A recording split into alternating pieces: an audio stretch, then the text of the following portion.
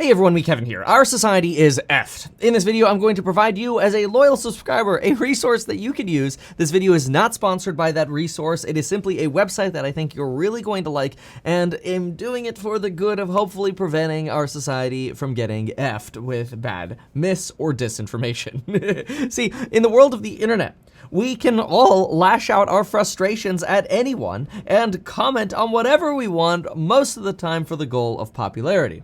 Consider this. In politics, if you want to be a leftist superstar, all you have to do is tweet regularly that student debt should be canceled, very popular, that we should defund the police, and that we should raise the minimum wage.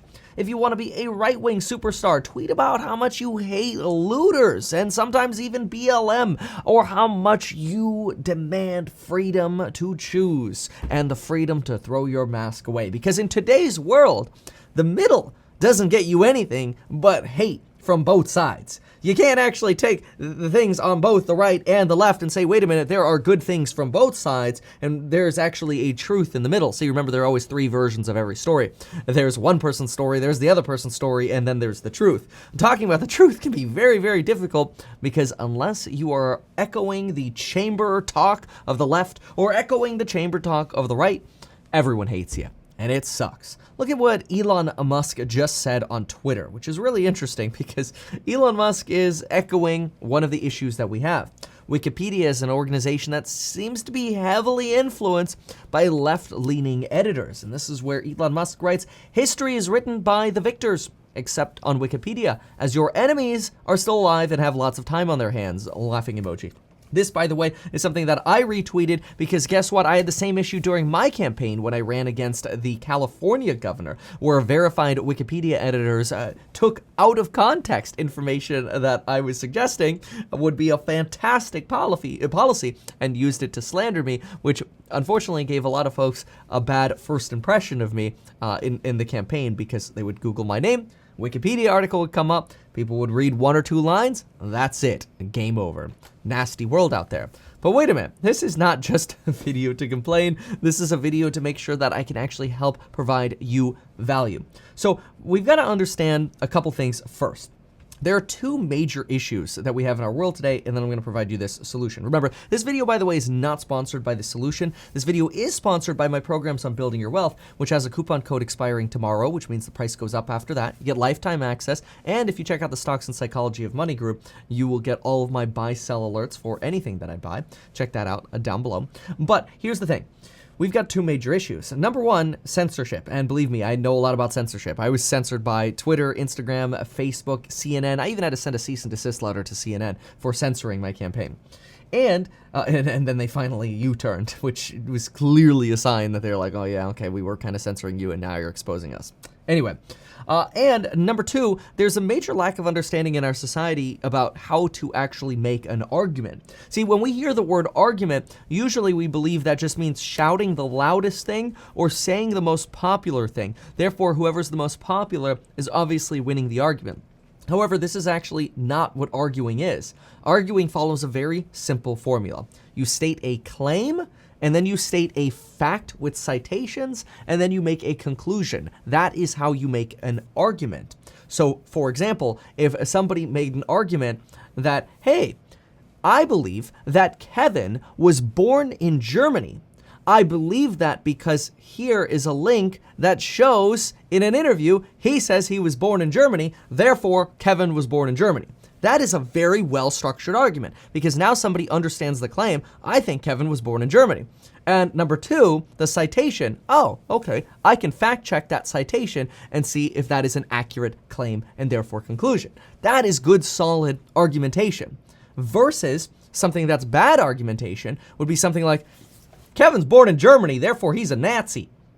Okay, we're not even gonna go down that rabbit hole. Obviously, I'm not, but this video is not about that. It just shows you the difference between good argumentation and not argumentation. It's not even bad argumentation, it's just not argumentation. It's just shouting, it's just claiming, it's being kind of an internet troll, basically. Now, why am I making this video, and then what is the resource that I want to give to you?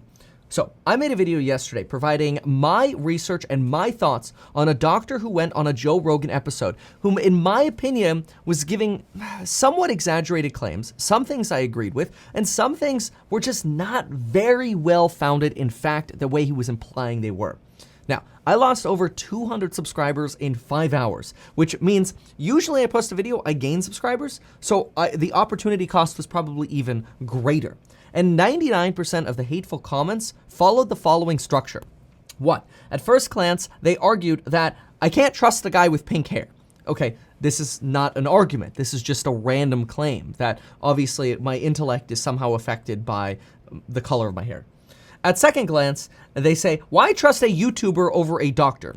Okay, so this this makes the claim that a doctor, somebody who's simply a doctor, is somehow either more researched, more honest, or more ultimately truthful in the information and citations they're providing than somebody else, which could be anyone else, because I believe that YouTubers are just normal people. Now, of course, there are doctors who are also YouTubers, but just because you're not a doctor and somebody else is a doctor does not mean that that doctor has better information than you. That is a logical fallacy that's known as an appeal to authority. Oh, well, that person's a doctor, so they must be right. No, society doesn't work that way. At third glance, individuals looked at the citations that I put in the description. Rather than actually watching the video, they did a quick look at the citations, and they saw a citation like Reuters, which is a highly factual newswire publication. They're pretty good. They're not always right, but at least when you do media fact-check biases, Reuters and the Associated Press, they're pretty up there. Now, I know that the New York Times has a left-leaning tilt. The Wall Street Journal is kind of a little bit on the right, a little bit more, but sometimes they can also lean a little to the left. It just kind of depends on the day. But anyway, the newswire service is pretty good. And then there are comments like this, folks. Let's break this one down because this is just insane. But it must be right because it has 73 upvotes. Oh, it's popular with the like button, so obviously it must be right? Wrong. This is not how to determine whether something is factual. Listen to this. That's the exact problem with the current state of society, says this commenter. People who have no clue about the topic and get all their education from Google search end up becoming fact checkers. Okay, interesting. So this person makes 3 claims in this one quickly thrown together argument. The first claim they make is, Kevin must have no clue. What evidence did they provide to suggest that I have no clue? They didn't provide any evidence. That means they didn't actually make an argument. They just shouted nonsense. Okay, then they made a claim that I get all my information from Google search, which is not true. In fact, I'm about to give you a resource that shows that, but they didn't provide any evidence that I used Google rather than other sources. And on top of that, they're making the claim that using Google, oh my gosh, how dare you do your research on Google? They're making the claim that if you do your research on Google, you will be wrong. No matter what you find, it will be wrong. Okay, that's interesting. Now, the argument here goes into the censorship world, that misinformation maybe gets censored on Google searches. Fine. Now, don't use Google if you believe that, and that's fine. And maybe use different web browsers or use the resource that I'm about to show you. But again, making this claim without evidence that, wait a minute, where's your citation that Google is censoring? Other than just anecdotal, well, I think they are. Where's the citation? Or where's the citation that I actually use Google? And then their conclusion, this is really their conclusion, it's not a third claim. That's the problem with society, is their conclusion. So they make these 2 claims without evidence and then try to suggest that, okay, this is the problem with society. Well, no, actually the real problem with society is not arguing properly. Again, I made this very clear. You make a claim, then you provide a fact or citation, then you draw a conclusion. That is proper argumentation. But if you make a claim with no evidence and no fact other than just likes, you're ruining society. It's basically what you're doing. You are ruining society. But it's not just people like this, folks. I mean, there were hundreds of nonsensical comments, again, about the color of the hair, or look at stuff like this. This is interesting. Citations are pointless when there are no citations for the citations. Okay, well, this isn't true because the point of a citation is that you can go to a source and then evaluate where that person got their source from. Are they a primary source or a secondary source? Unfortunately, a lot of this stuff just wasn't taught in our schools, so I can't blame everyone, but a lot of this is just complete and utter nonsense. Here's another one. Kevin, your argument's reaching. and you can feel the emotion in your tone. This isn't non-biased. Get out of California because it's causing harm to you. Okay, so listen to this argumentation, this pseudo argumentation we have here. 1, Kevin, your arguments are reaching. Okay, so that's a claim. Claim number 1, Kevin, your arguments are reaching. Where's the fact? Where's the citation? Which of my arguments was reaching? Okay, so the first part is not an argument. It's just spewing bullshit. No evidence that my arguments were reaching. None at all. Therefore, you're spewing bullshit. I can feel the emotion in your tone. What does that even mean? Like, who cares? So you can't be passionate in a video? You're making a claim that you must be wrong because there's emotion in your tone. There's emotion in my tone now because you're an idiot. This isn't non-biased. Okay, where's your fact? Provide something. Hey, Kevin, you said this. I disagree with what you said because of this, and here's my citation, therefore I think you're wrong. That would be an argument. This is a dumb, unfounded claim. Oh, and then this is just the icing on the cake. Quote, get out of California because it's causing harm to you.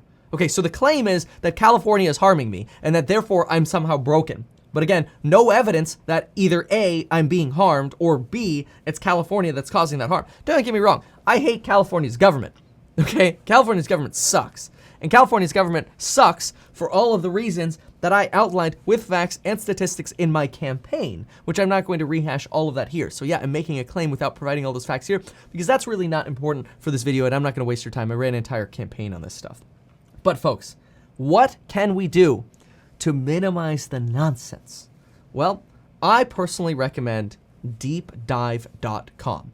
This is not sponsored. I know this is gonna sound like a sponsorship, but I promise you it's not sponsored. You sign up here. I'm not even gonna put a link down below because I don't want you to think that like somehow links are being tracked or whatever. I'm not getting paid by them. I don't get any benefit from you using this resource at all. I just use it and I think it's really good. So the cool thing about this website is basically they let you search for really whatever you want on here. And so once you sign up, you get this sort of login here. And then you could learn from PhDs or researchers about a lot of different topics. And what they do is they basically give you access to like hundreds, I think, of different like publication websites. So you could sign up for a trial on deepdive.com. I think it's a little expensive on an annual basis, it's like $500. But try the free trial and see if it's worth it. Sometimes that $50-$60 a month could be worth it for you. A lot of this is more medical focused, but I've even found some really good pieces on doctoral researchers doing pieces on inflation and what countries can do to potentially solve inflation. How bad is inflation really going to be? Let's try another one. We'll try another one here, totally raw. I'm just going to throw in Tesla here. I don't know. I've never tried searching for Tesla. I always like typing in or clicking the button here for more recent. So I'll go since 2021 here. Let's see here. Let's see. So we've got Tesla here. We've got competition and valuation for, look at that. Competition and valuation, a case study for Tesla Motors.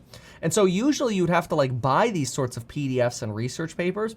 But here you've got research from the University of Illinois about the valuation of Tesla, the economics of Teslas, the batteries, the autonomous driving, the valuation of Tesla. I mean, this is pretty cool. Now, you don't necessarily have to agree with it, but the point is you get access to this higher level kind of content. So if I want to do a medical research video, and somebody's like, hey, Kevin, well, hydroxychloroquine works. Just look at this piece of this paper here. And then I look at it and I'm like, okay, it's not peer reviewed and there are no results of the study published yet. That's not ideal. Or somebody's like, no, hydroxychloroquine works. Click on this link. And it's like, okay, this is a mini review of like 10 different studies, not a study itself. Now, if somebody's like, hey, Kevin, here's a review, here's an actual study, rather, that's peer-reviewed and shows that hydroxychloroquine works when you use it with zinc prior to hospitalization, great.